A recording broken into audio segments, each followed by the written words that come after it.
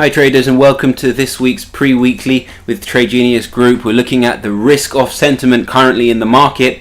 Last week we saw big sell-offs on the euro dollar and especially the euro yen. This is also able to be identified through the VIX. The VIX is basically a volatility index which uses the options markets to assess the sort of risk-on, risk-off sentiment that we have. So here we see the VIX is rising, the volatility is rising. Obviously it shows that investors are more fearful and less risky inclined.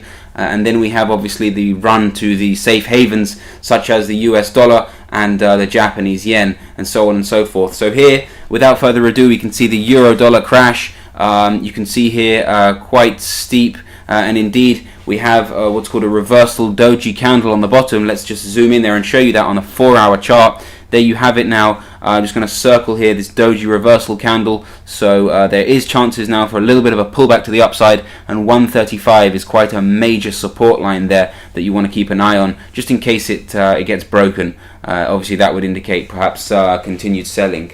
So if we move on now from the euro dollar and we look at the pound dollar, a very, very strong currency pair. The pound has been a huge performer this year. We even see that coming off the edge now, shortly creeping behind the euro dollar. It's moved from 172 levels now down towards 170 levels. That's 200 pips there, following a nice clear daily range, which you can see there.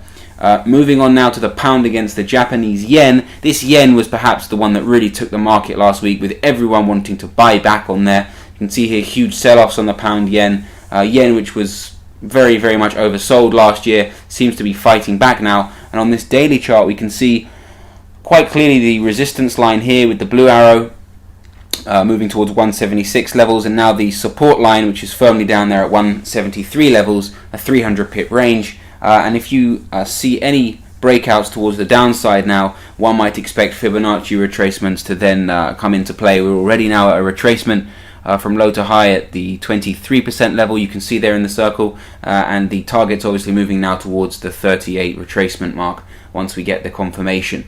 Last but not least, if we put this yen pair up against the other safe haven currency, that's the dollar, you see a dollar yen showing quite clear ranges there for traders. Let's have a look now at this dollar yen. You can see on your charts right in front of you there a 102.76 resistance being played out many times now over the last few months and since the beginning of the year, and this support where we're at right now just before 101 levels. So it looks like it's trying to break out to the downside. If we get that confirmation this week, hopefully, then obviously a lot of selling potential on that trade. And if we don't, then simply it would reverse towards the resistances of this range, this ranging lateral band market of 102.76. Any breaks above there, of course, and people would jump back on that bullish rally, but it looks set for bearish momentum, at least as of now.